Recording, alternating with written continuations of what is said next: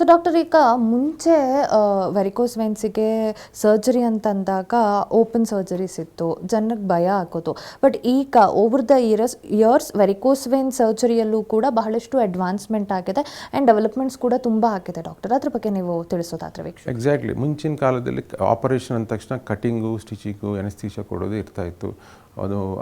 ಅದೊಂದು 1 hour 2 hours procedures ಮಾಡ್ತಿದ್ರು. ಎಷ್ಟೇ ದೊಡ್ಡ ಡಾಕ್ಟರ್ ಆದ್ರೂ ಅದಕ್ಕೆ ಕಾಂಪ್ಲಿಕೇಶನ್ಸ್ ಜಾಸ್ತಿ ಇದ್ದು, ಜೊತೆಗೆ ಸಕ್ಸಸ್ ರೇಟು ತುಂಬಾ ಕಡಿಮೆ ಇರ್ತಾಯಿದ್ವು. ಸೊ ನಮ್ಮ ಜೊತೆ ಇವಾಗೆಲ್ಲ ಏನಂದರೆ ಇವೆಲ್ಲ the endovenous laser procedures, radio frequency ablations, ಇವಾಗ ಹೊಸದಾಗಿ ವೀನಾಸೀಲ್ ಗ್ಲೂ ಅಂತಲೂ ಬಂದಿದೆ. ಗ್ಲೂ ಅನ್ನೋದು ಗಮ್ ಥರ ಇರ್ತದೆ. ಇನ್ಸ್ಟೆಡ್ ಆಫ್ ಹೀಟಿಂಗ್, ಇವಾಗ ಲೇಸರಿಂದ ರೇಡಿಯೋ ಫ್ರೀಕ್ವೆನ್ಸಿ ಅಬಲೇಷನಿಂದ ನಾವು ಹೀಟ್ ಮಾಡ್ತೀವಿ ಒಳಗೆ ವೆಯ್ನ್ಸ್ನ. ಆ ಹೀಟಿಂದನೂ ಎಲ್ಲ ವೆಯ್ನ್ಸ್ ಎಲ್ಲ ಕರಗೋಗುತ್ತೆ, ಇಲ್ಲಾಂದರೆ ಎಲ್ಲ ಕ್ಲೋಸ್ ಆಗುತ್ತೆ. ಸೊ ಬಟ್ ಈ ಒಂದು without heat, without thermal energy ಒಂದು ಗಮ್ ಅಂತ ಬಂದಿದೆ, ಗ್ಲೂ ಅಂತ. ಅದರಿಂದ ಇನ್ನೂ ಸುಲಭವಾದ procedures.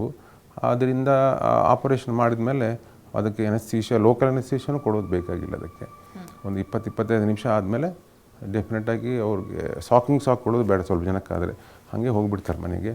So most of the times glue ಮಾಡೋರು ಒಂಥರ ಗ್ಲೂ ಮಾಡಿದ ಮೇಲೆ ಆಪ್ರೇಷನ್ಸು ಅವರು ಮತ್ತೆ ವಾಪಸ್ ಬರೋದಿರಲ್ಲ, ಯಾವುದಾದ್ರೂ ಫಾಲೋಅಪ್ಗೆ ಬರಲ್ಲ. ನಾವೇ ಫೋನ್ ಮಾಡಿ ಕೇಳ್ತಾ ಇರ್ತೀವಿ, ಹೆಂಗಿದ್ದೀರ, ಚೆನ್ನಾಗಿದ್ದೀನಿ ಸರ್ ಅಂತ ಹೇಳ್ತಾ ಇರ್ತಾರೆ.